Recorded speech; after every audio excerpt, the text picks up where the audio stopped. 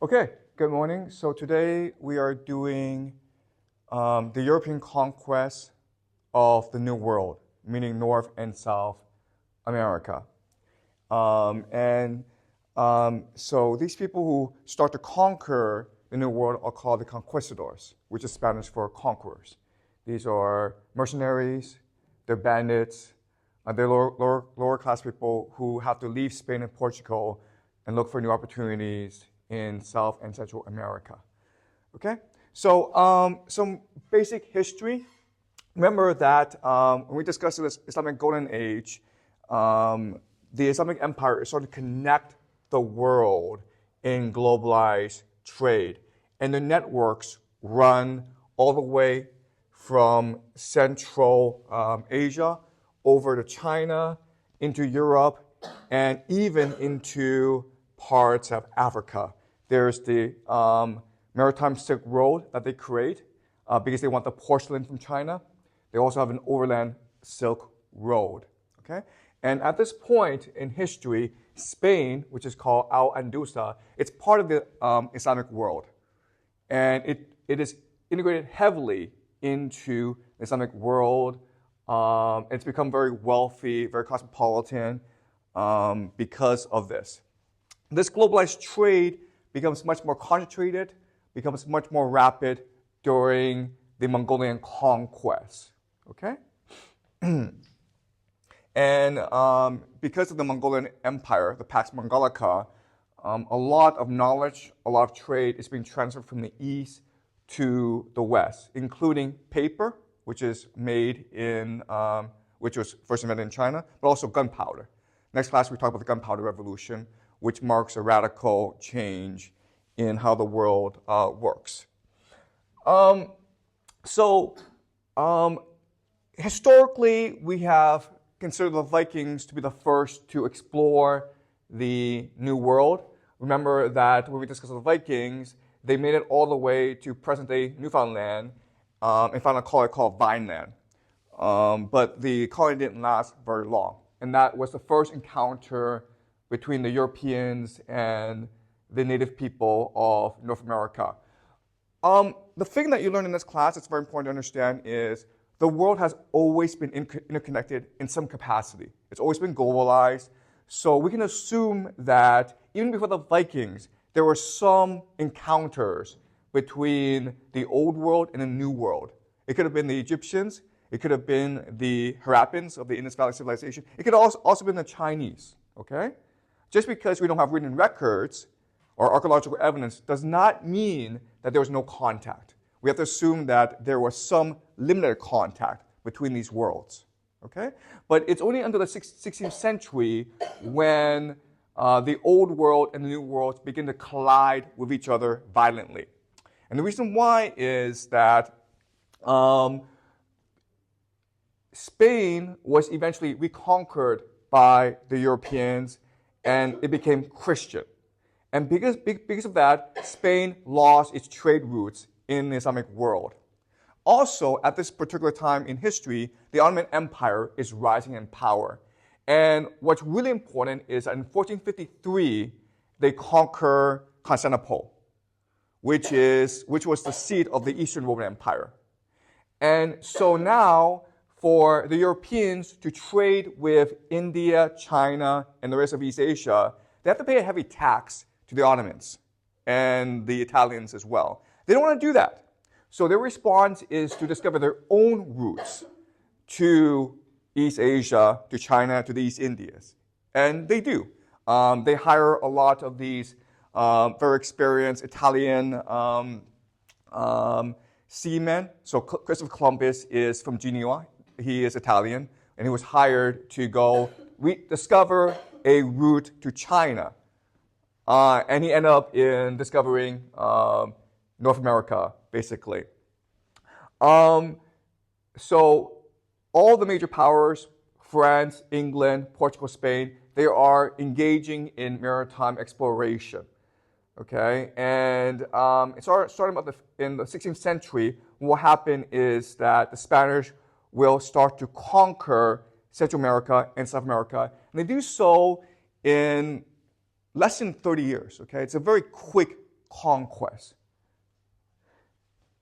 And so you can see that during the 16th century, there's a lot of exploration going on. There's a lot of contacts being made. The Portuguese are really the first to establish the Maritime Empire. And so the question then is, why is it that the Portuguese end up establishing colonies in Africa, in India, in China, throughout the East Indies? And the reason why is that the fear was that Portugal and Spain would come into conflict with each other. So the Pope divided the world into two. So the Portuguese got this part of the world, and the Spanish got the New World, basically.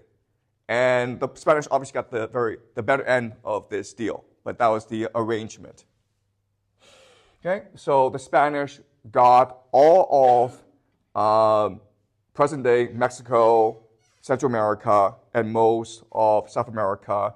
And there's a lot of gold, a lot of silver within these regions, and as a result, Spain became very wealthy.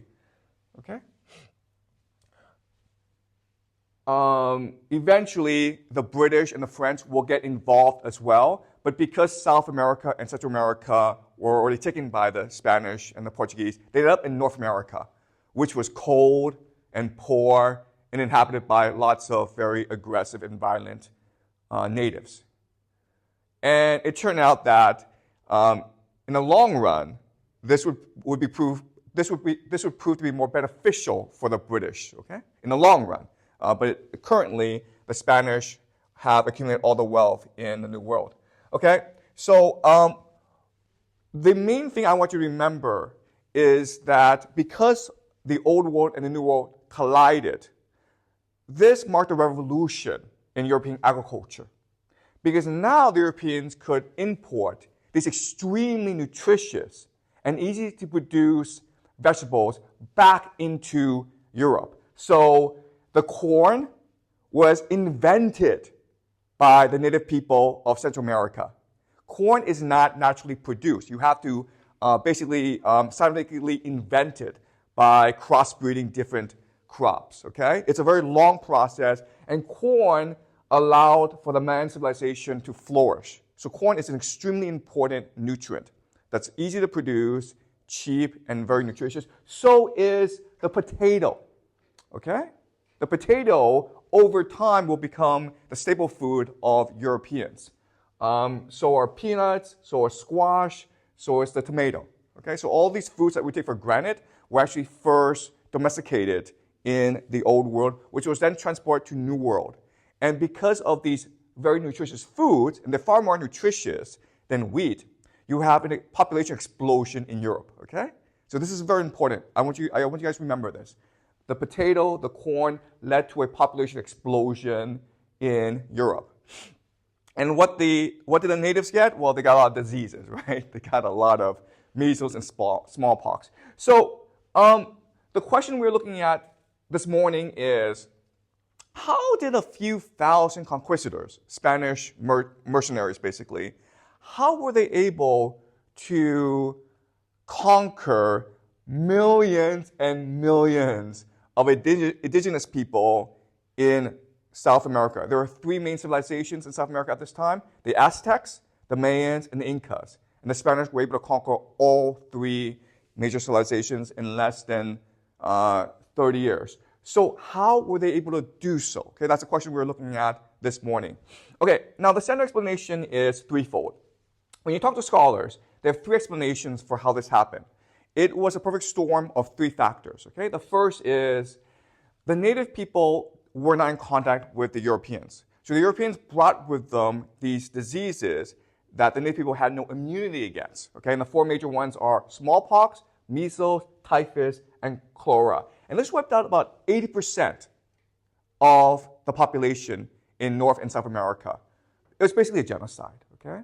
80% is a lot of people. We're talking about millions and millions of people. Second major factor is that there were these internal conflicts, tribal warfare among the native people. And the Europeans, the Spanish, exploited this. They basically used a divide and conquer strategy against the natives, right?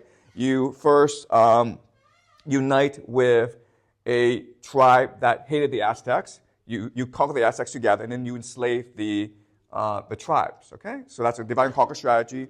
And the third factor is the Europeans had superior weapons and technology. Okay, they had armor, they had cannons, they had horses.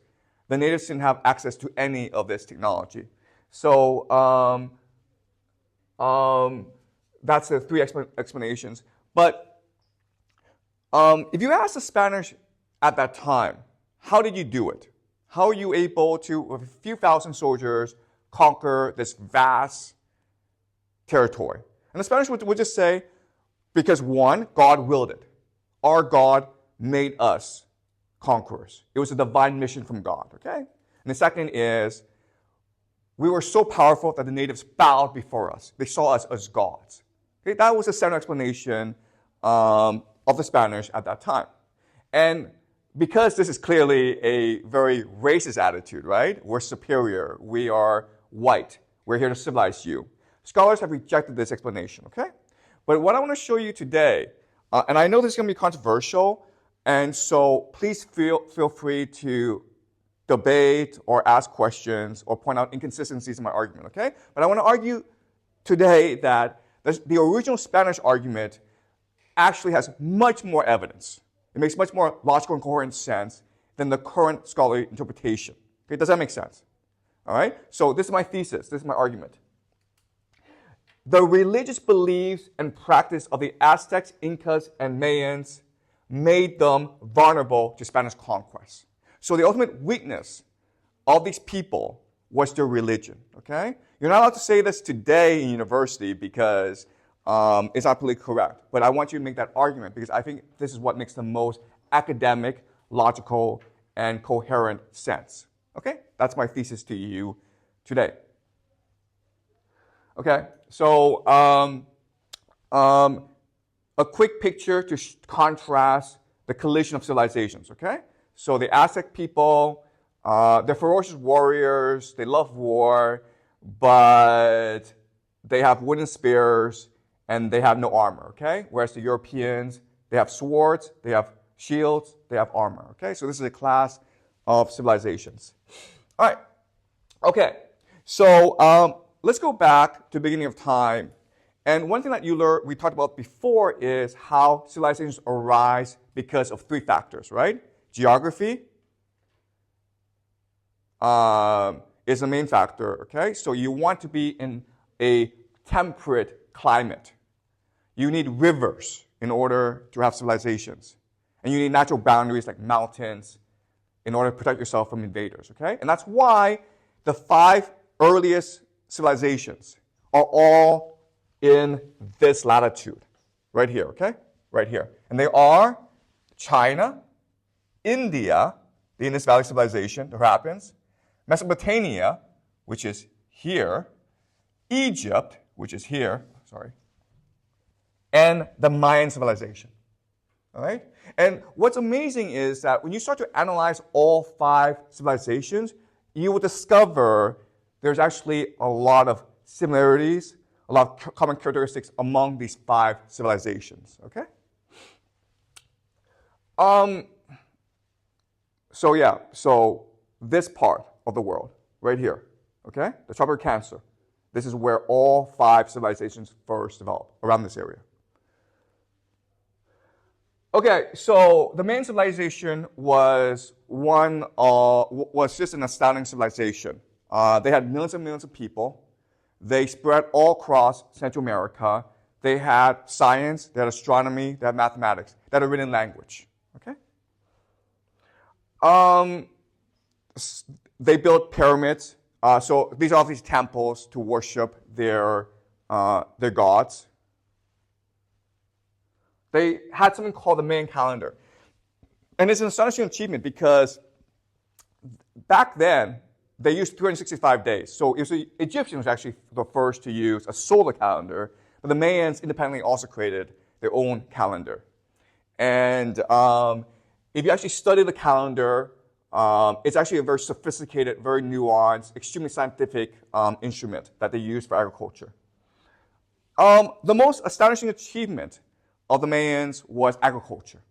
And this is no different from science, okay? They not only were the first to invent corn. Okay, again, what's really important for us to remember is that corn is not produced naturally. Nature did not produce corn. The Mayans invented corn. And this was important because it allowed them to feed a large population with very limited agriculture. But not only that, but they figured out the most efficient way to use farmland. And this is called the Three Sisters planting. Okay? What they would do is this. They would grow corn, bean, and squash together in a symbiotic relationship so that they're all helping each other nourish themselves and grow. Okay? So the corn will provide the structure in order for the beans to climb in order to reach sunlight. Okay? The bean will fertilize the corn and squash by releasing nitrogen into the soil. And the squash will basically prevent weeds and insects from invading this ecosystem. Okay? So it's a perfect symbiotic relationship that we still use today. And because of this scientific breakthrough, the Mayans were able to build a civilization of millions and millions of people. Okay? It's just an incredible achievement. Okay? Any questions? Okay? All right, let's continue. As we discussed in this class, all civilizations rise and fall. That's just a natural cycle. There's nothing you can do to prevent them from declining over time. Same process with the Mayans, where over time, because of their breakthroughs in agriculture, they reach a peak in about the year 780 in their population. But after they reach a peak, okay, this is really important, there's a huge decline.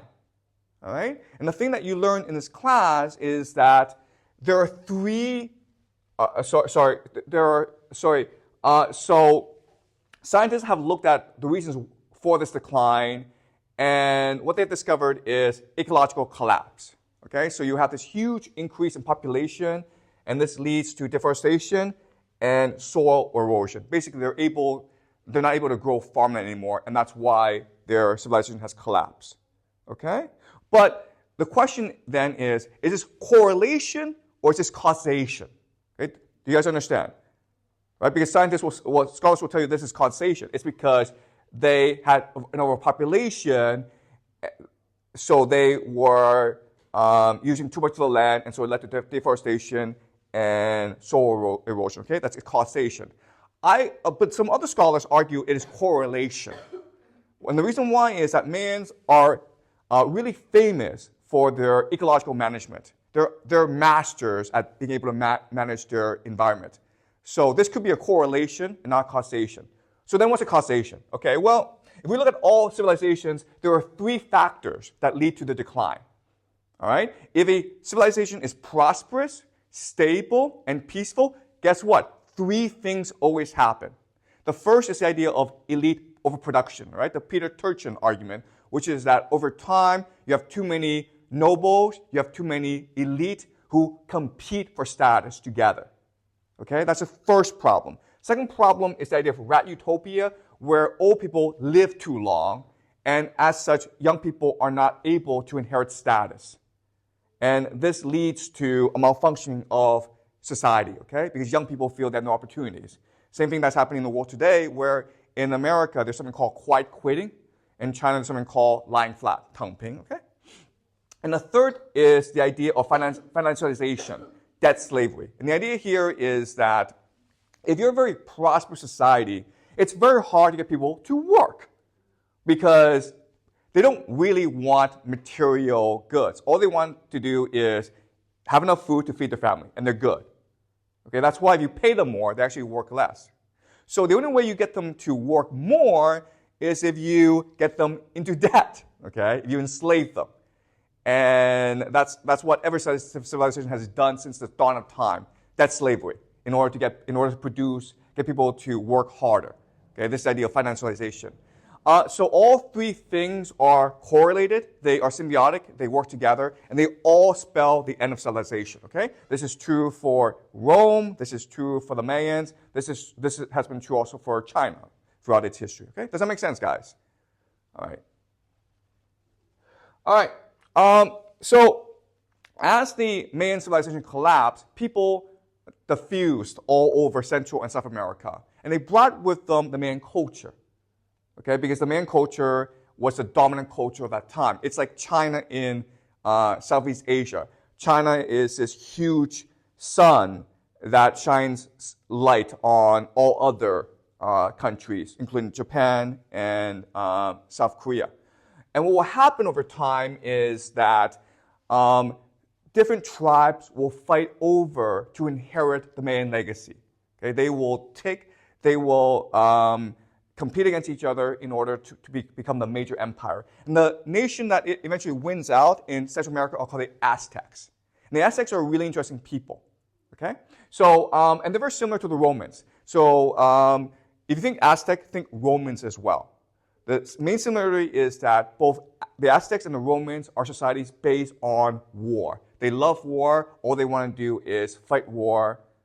Okay, so the Aztecs are originally from southern United States. Okay, what is southern United States? And because of climate change, they have to migrate to Central America for food. Problem is that Central America was already overpopulated. And they start to hire themselves out as mercenaries to the other tribes. And then eventually they came into conflicts with the other tribes. And they became isolated in a place called Tenochtitlan. Okay? And this is basically swampland. It's very hard to grow food in Tenochtitlan. Today, Tenochtitlan is called what city? Do you guys know? Tenochtitlan is called what city today? Can you guess? Mexico City, okay? So Mexico City, if you have a chance to visit there, it is actually on the site of Tenochtitlan, which is a city that the Aztecs founded. And remember, back then, it was all basically swampland. And so something miraculous happened. The Aztecs adapted themselves to the swampland, and they began to focus on agriculture, okay? And this agriculture was very innovative. They turned basically swampland into farmland and allowed for the populations to increase and prosper. So swampland is bad because you can't really grow crops, but swampland is good because it's pretty defensible. Okay, so they were able to very quickly expand their population. And so what did they do? Well, they started to conquer other territories because this is a war society. Okay, it is a heavily military society focused on war. The religion is to defeat enemies and then sacrifice these enemies to their god, who maintains his vitality through blood sacrifice. Okay. So the Aztecs were known for the most grotesque forms of human sacrifice. They would sacrifice 1,000 people at once. They would also sacrifice you while you were alive. So they would strap you up and then cut out your heart while you were alive. And obviously, the entire point was terror, okay? To terrorize your enemies and to unite your people. And what's really important for us to remember is that all war societies, including the Romans, the Vikings, and the Aztecs, practice a form of human sacrifice. Okay? Remember this. It's very important. The Vikings, we discussed how they practice human sacrifice. The Romans also practice human sacrifice. And this is something that they sort of hid in their history. So the way they practice their human sacrifice is, at the end of every major military campaign, they would have a parade called a triumph. Okay? And they would parade their war captives across the city of Rome. And then these war captives were taken to the temple of Jupiter, where the parade would end, and then they would be strangled to death in front of Jupiter. That's human sacrifice, okay? That's having human sacrifice. There's no other word for it. But the Romans said, oh, no, we don't do this, okay? We don't do human sacrifice because we're much more civilized than other people. And they never explained why the strangulation is not human sacrifice, okay? All right. Over time, because the Aztecs were such a violent, aggressive people, they, like the Romans, were able to take over the entire territory of Central America. Okay, and they did so with allies. Okay, they were the main partners They're part of something called the Triple Alliance. Okay, so 3 tribes that united together in order to conquer their surrounding enemies. They were the main partner. The Aztec civilization was like the Romans, extremely advanced. They had hierarchy, they had priests, they had universal schooling. Okay, so every child was allowed to go to school and learn to read and write. They had a system of courts and judges, and they had a very strict legal code. They had a very vibrant economy. Okay, so this was a very vibrant civilization. And as such, their city, Tenochtitlan, grew very, very large. When the Spanish first came to the city, they were amazed by the extreme wealth and size and prosperity of this city. Okay, it made them salivate. Okay, so this is another shot of Tenochtitlan. Eventually, the Aztecs were conquered by one man with maybe a few hundred soldiers. His name is Hernan Cortez, and he's an adventurer. He did not have permission from Spain to go and conquer the Aztecs. He just did so because he wanted to. He was a soldier of fortune. Okay, and when he first arrived with the Aztecs actually treated him very, very well. Okay, he was like a novelty, right? Yeah, he had weapons, but there was only a few hundred of them, whereas the Aztecs had millions and millions of soldiers. So their king at this time, Montezuma, welcomed him with open arms. And Montezuma probably wanted to co-opt him, right? Montezuma saw Cortez as an opportunity to use against his enemies and his internal enemies as well. Cortez just wanted gold. Okay, that's all he cared about, gold. So wherever he could find gold, he'd be happy to go. Okay, so, but there was a misunderstanding because these were 2 very different civilizations. So during a religious ceremony, when the Aztecs were gearing up, Cortez's men saw this as a threat, and they started to massacre these soldiers. And one thing led to another. We don't know what happened, okay, because the Aztecs were obviously destroyed by the Spanish. The Christian missionaries would come and destroy all written records of the Aztecs. And all we have are the stories that probably aren't true, okay?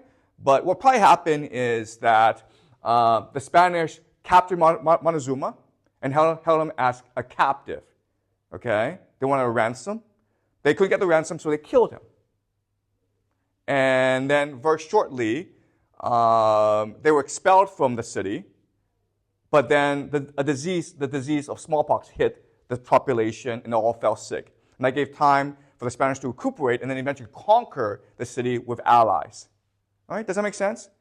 Okay. All right, now let's go to the Incas. The Incas, also a huge empire throughout South America. These mountains are called the Andes, okay? So like modern-day Peru. They are in the highlands, and they also had very advanced civilizations. Okay? One thing that made the Incas different from the Aztecs is they practiced a form of ancestor worship, a pretty extreme form of ancestor worship. So the idea is the emperor is divine. If you're divine, it means you're immortal. So even though the emperor dies, he's then mummified. Okay, he's mummified. And so he's still alive. And if he's still alive, that means he keeps all his lands and wealth. It doesn't go somewhere else. Okay? So now the new emperor comes into power, and now he has to conquer new lands in order to establish his divinity. Okay? So the Incas are endlessly, eternally expansionist. They have no choice in the matter. And if you think about it, this is actually a good strategy to reduce internal conflict, right? Because this reduces the problem of elite overproduction. The old emperor's family and loyal soldiers keep their land, and now the new emperor has to go conquer new territory, okay? So this resolves the issue of elite overproduction. But it also makes your society extremely unstable because it's too spread out and too many enemies, okay? The way that the Incas conquered other people is when they conquer other people, their gods are incorporated into a pantheon of gods. Like the Romans, the Incas are extremely tolerant people. You can worship any god you want as long as you acknowledge the supremacy of my God. Okay? So the pantheon of gods. So within the Inca Empire, everyone was allowed to practice their own religion as long as they submit themselves and pay tribute. Okay? The Incas also had a very advanced bureaucratic system. They had a census, they collected tribute, they collected taxes, they had a legal code, they had a court system. What's interesting about them is they didn't have a writing system, but they had beads, okay? And with beads, with numerals, you can create basically a knowledge system, okay? So this is basically like a very primitive computer or calculator.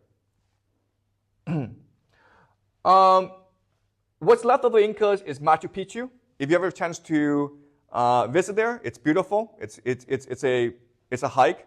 I want to visit one day with my kids. Okay, the Incas were conquered by another conquistador named Francisco Pizarro. Okay, the emperor he defeated was Atahualpa. Sorry, I'm not going to pronounce his name properly. And what happened was that Atahualpa had just fought a civil war, and now he's the divine emperor. And the legend is that Pizarro fought a battle with Atahualpa. Atahualpa had 40,000 soldiers. Pizarro had 200 soldiers. And Pizarro won and captured Atahualpa as a hostage. This story is probably not true, okay? What probably happened was that the emperor greeted the Spanish with open arms and say, let's negotiate. And the Spanish basically captured him, okay?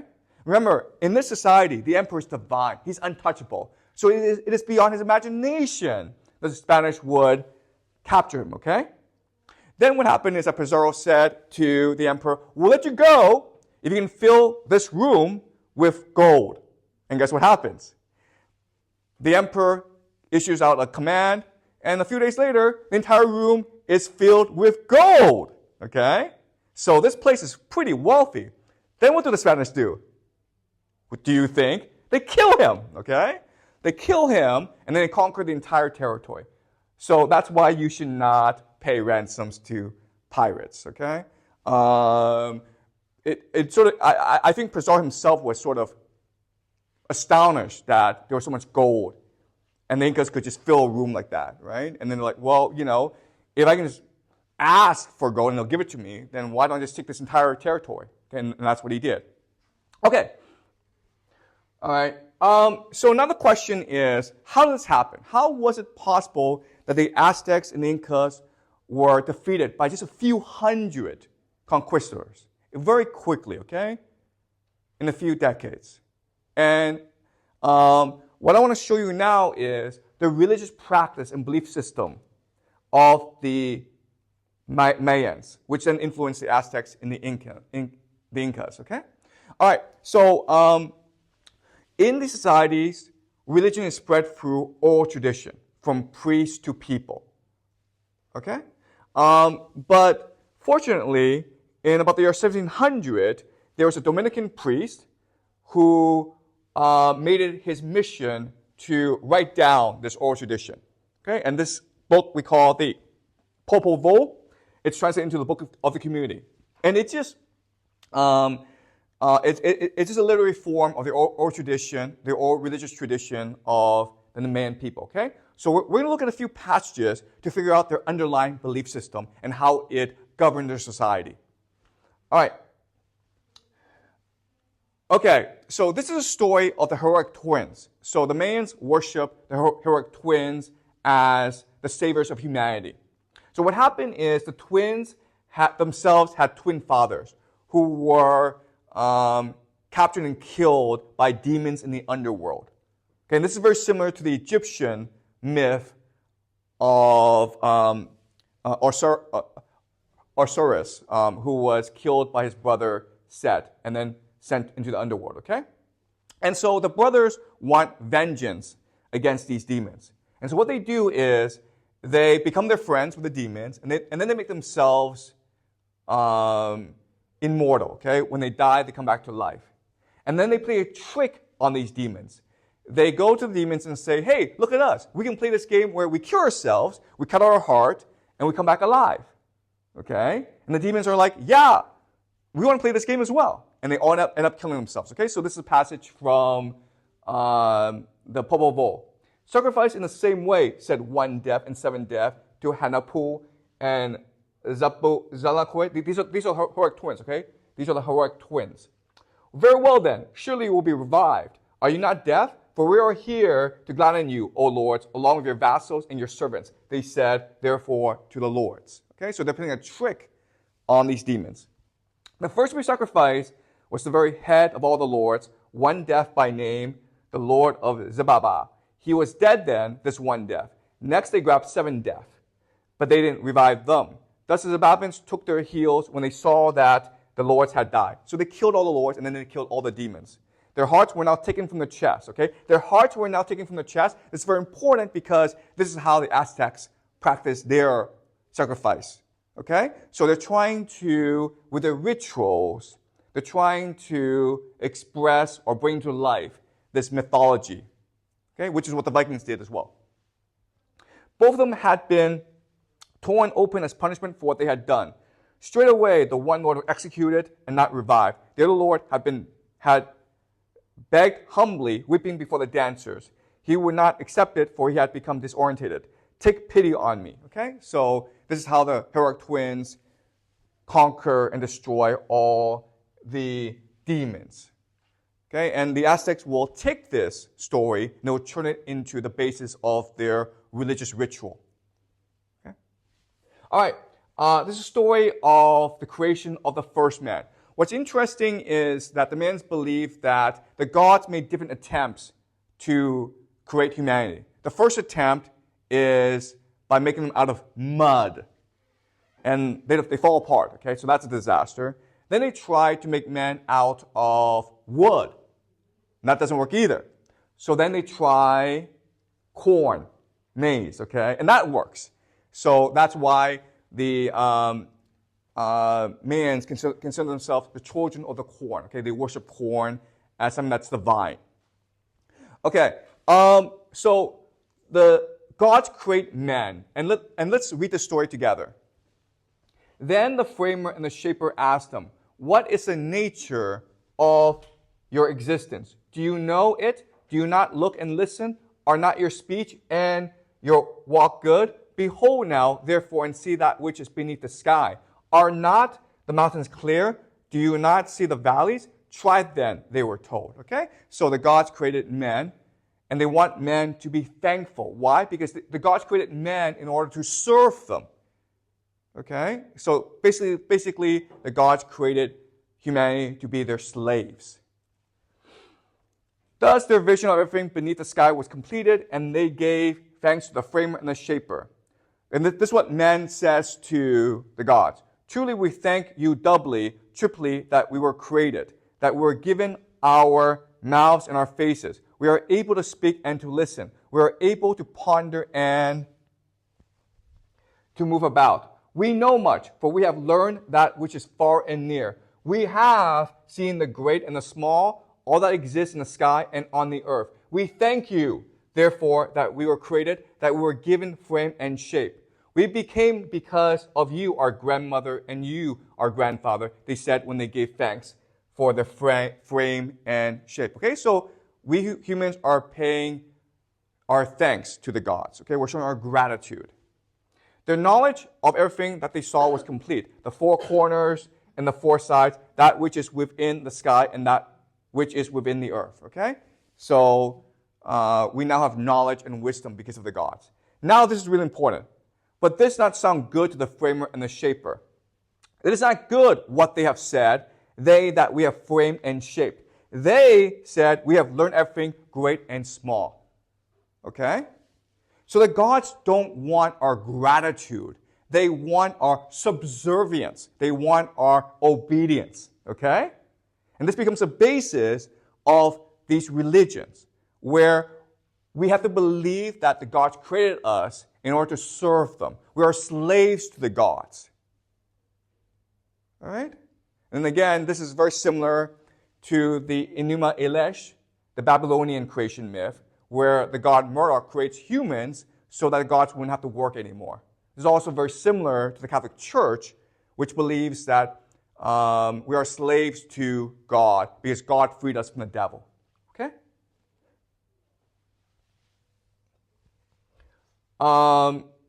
This is the god Tohil, okay, which is the Mayan fire god. And what they believe is that Tohil demands that we sacrifice our enemies to him so that the blood will rejuvenate him. Okay? He's a god of fire and of sacrifice. And he's always hungry.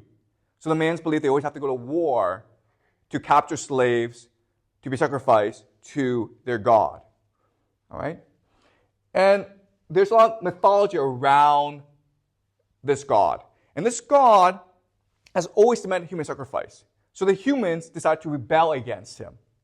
Okay? They tried many tricks to rebel against him. They all failed because he's smarter than us.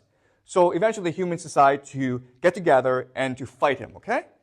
But they all get killed. Thus, only a portion of them were able to return. Okay? Those who rebelled, only a few were left alive. Only a few people from the nations were able to escape from Tohil. At first, they tried to flee. When they were caught, they were finished off. They were killed. It was not just a few of the people who died. And of those that did not die, the insects came upon them and tormented their hearts. They were no longer able to wage war. Okay, so the gods had destroyed our capacity to ever challenge them, to ever rebel. They did not take up their arrows or their shields again. Thus all the nations were humiliated and begged humbly before the faces of Balaam, Kitsa, Balaam, Eka, and Mohakata. Pity us, do not kill us, they said. Very well then, certainly you shall become obedient. You shall be servants, as long as there is sun and light, they were told. Okay? So we can never, ever challenge the gods. Because when we tried, we were all killed. And so the gods showed mercy to us. And so from now on, we must obey the gods. But now it's like, how do you obey the gods? What do the gods require of us? That's the question now. All right. We obey the gods through their priests who understand them. Okay, does that make sense? Okay, so let's read. Kokapakaz and Kotoa were enchanted people, priests, and enchanted lords. Kopa and Kazama were also enchanted lords. They knew if there would be war. Why? Because the gods tell them. They could see the future. Okay? They talk with the gods. It was clear before their faces. They saw if there would be death, if there would be hunger. They surely knew if there would be strife. There was an instrument of sight. There was a book. Popol Vuh was their name for it. Okay? So everything that's written down here, it's sacred because it was written down by those who speak directly with the gods. So all these words are the direct words from the gods themselves. But it was not only because of this that they were lords. They were great in their essence. Great as well were their fasts. In order to venerate their temples and venerate their sovereignty, they fasted for long periods of time and sacrificed before the faces of their gods. Not only do the gods favor them, but they themselves made many sacrifices in order to win the favor of the gods. Okay? They are worthy. Therefore, we must submit ourselves before them. Okay? And that's how we worship the gods. Okay? Does that make sense? So think about this. The logic is very clear. The man created civilization that is extremely religious and hierarchical. Okay? Everyone, millions of people, must worship their priest king. Because the priest king is the direct representative of God, right? But when you do that, you create the condition for the Spanish to come, kill that priest king, and become the new priest king. Does it make sense? That's what happened. The Mayans created this religion in order to enslave everyone around them, and that provided the perfect opportunity for the Spanish to come and take over that role. So in history class, you may have learned that the Spanish were extremely cruel to the natives. Not more so than the previous overlords. Okay, does that make sense, guys? All right.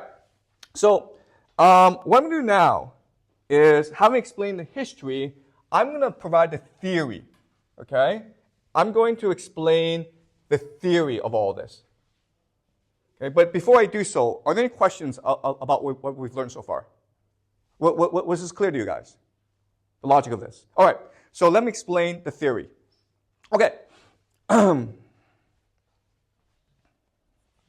Okay, so what you learned in this class, what we talked about in this class previously, is the idea of game theory. Okay, game theory. The idea of game theory is that all human interaction, it's playing a game. Okay, we may forget we're playing a game, but we're still playing a game. So if you want to understand how people behave, you first have to figure out how the game works. What are the rules of the game? Okay, so Sumeria. The Sumerians were one of the first earliest civilizations because they were based on the Tigris and Euphrates in Mesopotamia. Okay, and what happened was that they developed different city-states along the river, the Euphrates and Tigris. And all these city-states had their own city god. Okay, and these were all different. They all had these different city gods. Over time, these cities came into conflict with each other because of trade issues, okay? And also because of land issues. So they start to fight. At this point, this becomes a competition, it becomes a game, okay? And whenever there's a game, there has to be rules that underpin this game. And the first rule of this game was, we do not attack each other's cities. Does that make sense? Why? Because the city is a physical manifestation of God on earth. So you can kill the enemy's army on the field, but you don't attack the city. And also there are city walls to protect the city. Okay? And so what would happen over time is this game establishes an equilibrium where, okay, they fight all the time, but no one can actually conquer the other cities because these cities are protected by the gods. And so this reaches an equilibrium.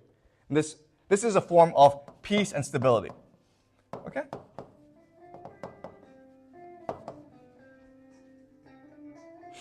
And there are like these elaborate rules governing warfare among the people of Samaria. Okay? But then you had one king named Luga Zagesi, who was like, screw this. I'm going to come and I'm going to kill your god. Okay? So he comes, he sacks the city, okay, he basically steals from the temple. The temple is where all the gold, all the valuables are. And he sacks the temple, and even his soldiers are afraid that the gods will come and smite him. Okay? They're afraid. But nothing happens to him. So he does it again and again and again. And he becomes, over time, more and more powerful. Okay? So he's breaking the rules of the game. He hacked the game, okay? This is called a hack. Or he cheated, whatever. But he figured out what the ultimate taboo is, okay? The ultimate taboo. And he broke it. If you break it, you become God yourself. Okay? Does that make sense? The idea of taboo are what humans must not break. What humans must not violate. Only gods are allowed to break this taboo. Okay? Only gods are allowed to kill each other. We humans must not try to kill each other's gods by ransacking their temple. Okay? And now, once this rule is broken, what happens is you allow a society called the Akkadians to come in and conquer everyone because they are the most warlike. Okay? All right? So, how is it possible for a different people who are much fewer and much poorer to come and conquer an entire empire? And we discussed this, right? The Mongols. When you are severely limited in your resources, you have to use psychological warfare, right? So the three forms are isolation dominance, Escalation dominance just means that you will do more than anyone else in order to win the war. It doesn't make sense. That's what escalation dominance means. Second is the idea of terror. So the Mongols were going around and killing people randomly in order to instill terror among the population. And the third is the idea of aura, of inevitability, and invincibility. Okay? You want people to think you are the demon or the gods themselves. And that's how you get people to obey you. Okay, so the Mongols perfected the strategy. All right? But the Akkadians also used the strategy. Sargon the Great. Sargon, the second of Akkad. Okay? And what he did was he perfected siege warfare to break down the walls. And before it was thought impossible that you could break down these city walls. But he did so. And so this created escalation dominance, terror, and an aura of inevitability and invincibility. Okay? Does that make sense, guys? This is often what happens. When societies are playing a game against each other, when they're in competition, they establish an equilibrium. Okay? The equilibrium is held together by an ultimate taboo. But then someone comes along and breaks this ultimate taboo, which then opens up the game. Okay? And whoever now is able to master psychological warfare, escalation dominance, terror, and aura of inevitability will win this game. Okay? Does that make sense? All right. Now that we understand the basic theory, let's apply it to the Aztecs. All right. So the Aztecs,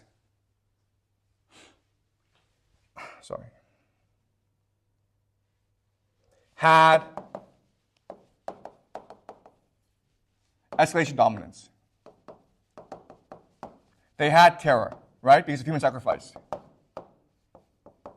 And they had the aura of inevitability and invincibility. Okay? This is how they're able to control millions of people, even though they themselves had a very limited population. They employ the same strategies as the Mongols.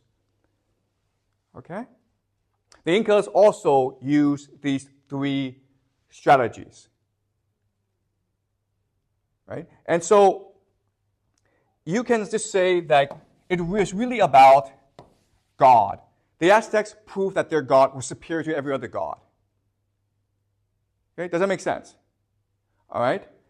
The problem now is you have the Spanish who come in.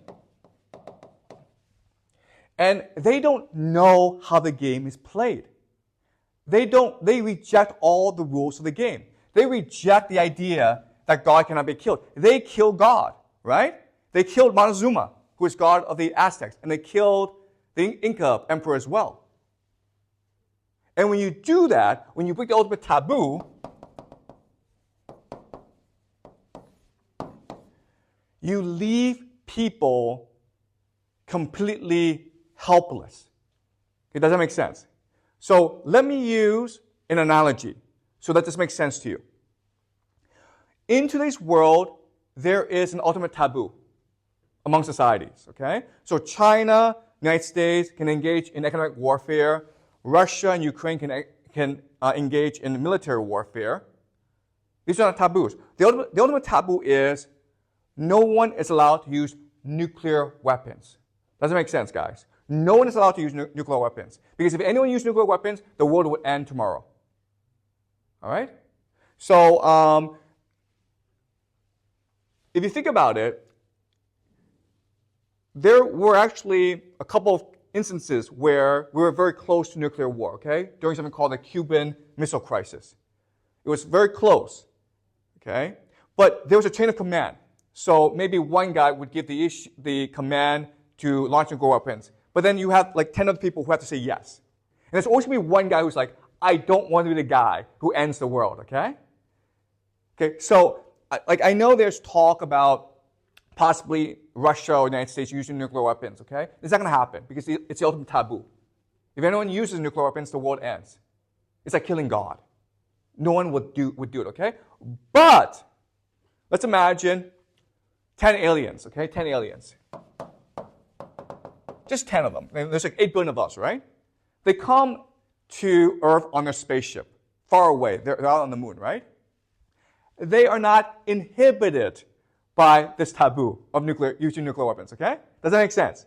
So all they do is use one nuclear weapon against us, and then what would happen? We would all surrender. Does that make sense? Okay? Does that logic make sense to you? Same thing happened with the Aztecs and Incas. Because the Spanish were able to kill their god, everyone is like, what do we do now? What do we do now? We exist to serve God. God is invincible. But the Spanish just killed them. Which means what? Which means now the Spanish are gods. Right? Does it make sense? So this is what happened. It's game theory. If you're able to figure out the ultimate taboo, and you're able to use it against the local people, then you win. And you don't need that many people. You don't need that many soldiers. You don't need that much weapons or technology. You can just use the ultimate taboo against them. Okay? Because again, the thing that you learn in this class, which is very important, is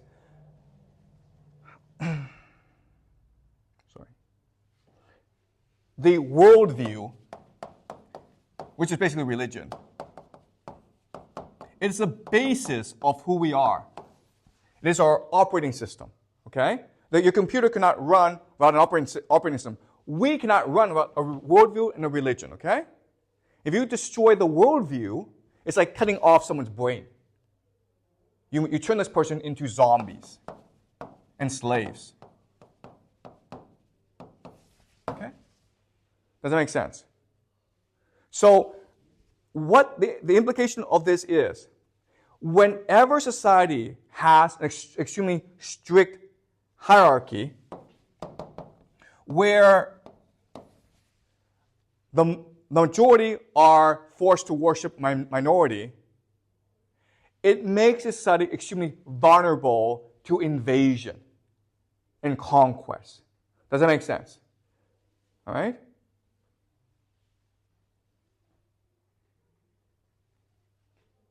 Okay? Doesn't matter how many people. It does not matter how many people you have. Doesn't matter how much weapons you have. As long as you have a strict hierarchy, it becomes the ultimate weakness of a society. Okay? You become vulnerable to an outside invasion. All right? Okay. Any questions?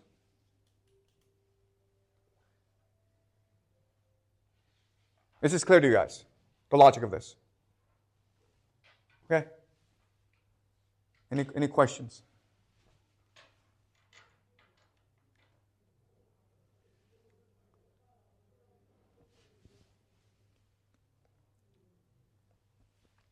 Okay, so next class we do the gunpowder revolution, okay? Gunpowder revolution.